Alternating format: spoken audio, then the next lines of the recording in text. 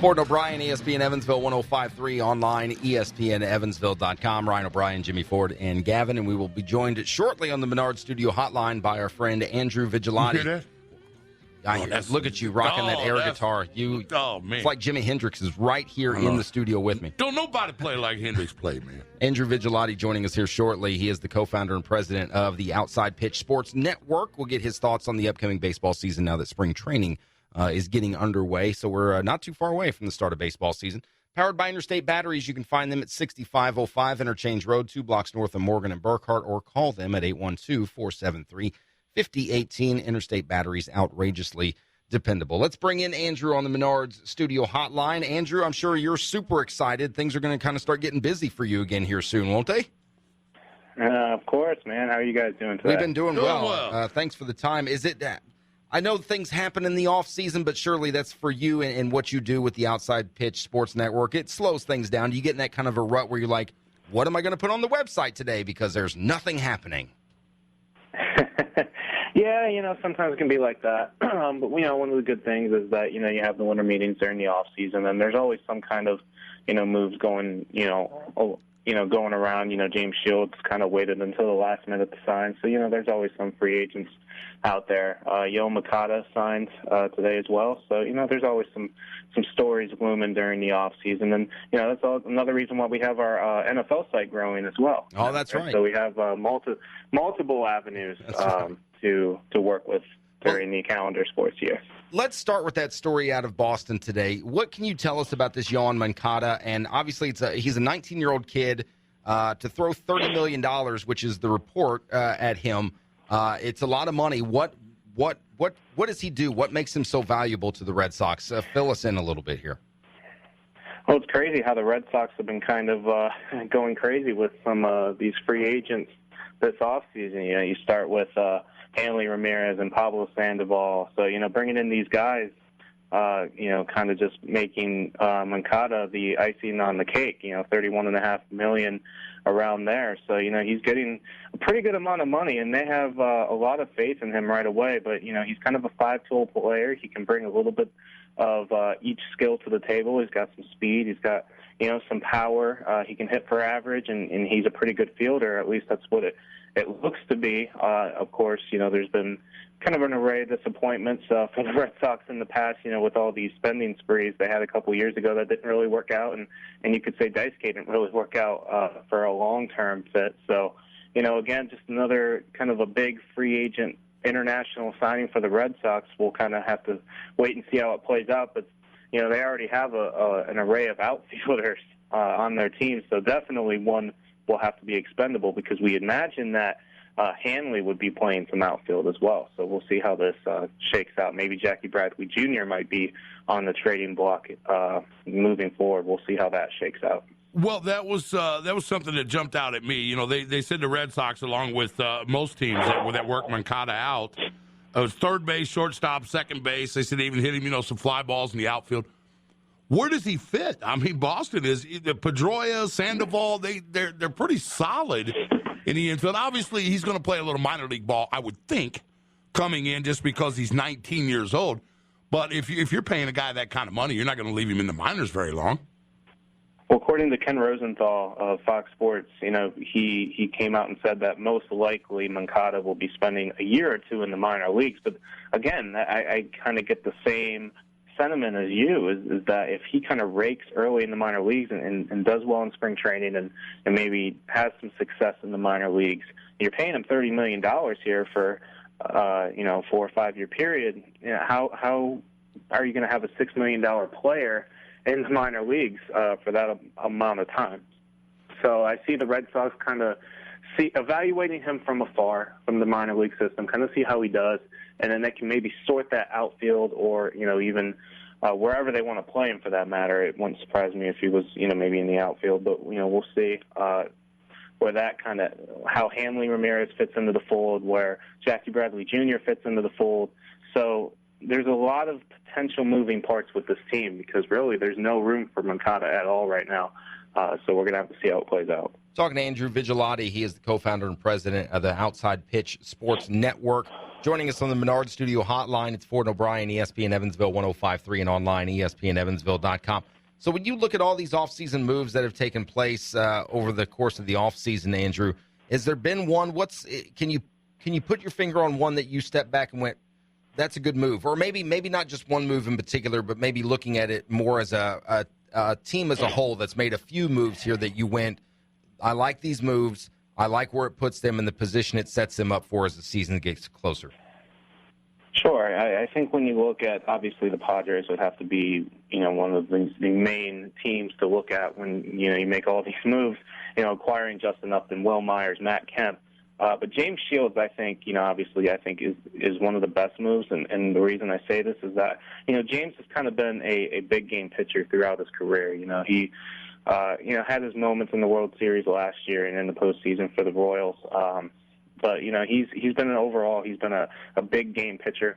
So I think going to the National League where, he's had success in the American League East and he's had success with the Kansas City Royals in the American League Central and getting to the postseason in the World Series last year, moving him to the National League, especially in a pitching-friendly minded ballpark in NL West that is now the San Diego Padres, I think he will really kind of head that pitching staff.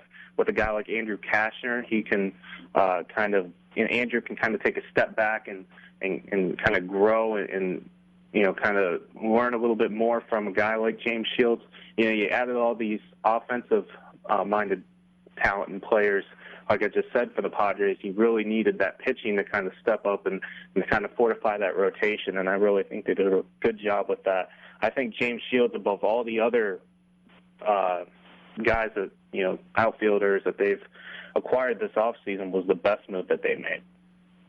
You mentioned the Kansas City Royals, obviously the team that Shields was pitching for, and they were such a great story for the World Series and for baseball in general last year. Now that he leaves, where does that leave them? Have they made any moves that fills the gap that is now left behind with James Shields? Do they have a shot at making another run this year? Where are they at? Well, I think when you look at the Kansas City Royals, obviously James Shields has left, but I still think they have a pretty young nucleus of guys, and when you look at that team from a general standpoint, I don't know if they're going to repeat and go to the World Series again, but they do have a lot of young talent, and Mike Moustakas from an offensive standpoint really came to life in the postseason last year. We always wondered about him. Was he going to kind of take that next step in his development? And if he can kind of show, from a 162-game standpoint, what he did in the postseason was legitimate, he's going to definitely help this team moving forward. Obviously, it's a big loss in the rotation, losing James Shields, but they have a good nucleus with a really good manager in Ned Yost, and I think they'll be contenders for this 2015 season. Well, whoever goes from the American League, the National League World Series is already set on the NL side. You can ask anybody in the building. Got to be the Cubs, right? With the moves they made, Andrew, got to be the Cubs, right? I think they're a year or two away. I think they'll definitely be more relevant this year, in terms of where they've been the last few years, and that's really basically been the cellar almost, or pretty close to it. They really haven't been competitive, but they have a big-time nucleus of guys. From an offensive standpoint, Chris Bryant's even on the way. He's been in the minor leagues. He's a big-time guy. Jorge Soler really solidified himself early on last year. And of course, Javier Baez is the guy. And then Anthony Rizzo is really the cornerstone offensively. And, of course, you still have Starlin Castro even through all that. So, not only that, you have the big move that they made in signing John Lester. I just think that with the Cardinals in the division, they are still going to be the big brother, if you will, unlike the little brother of the Chicago Cubs. I still think the big brother is going to play out. Remember, they added Jason Hayward this year, and anybody who they add from an offensive standpoint automatically hits 300. So I expect Jason Hayward to have a big-time season to kind of fill the gap, if you will, for that outfield spot, unfortunately, there. So, when you look at the Cardinals, I think that they are the mainstay in the National League Central. But when you look at the overall NL as a whole, you have to look at the Washington Nationals. They added Max Scherzer this offseason. When you look at that rotation, Scherzer, Strasburg, Gio, Jordan Zimmerman, and Doug Fister. I mean, what kind of a rotation is that? That is by far, in my opinion, on paper anyways, the best in baseball. When you have Gio as your, number 5 starter going against a team's other number 5 starter, even close. It's not even fair.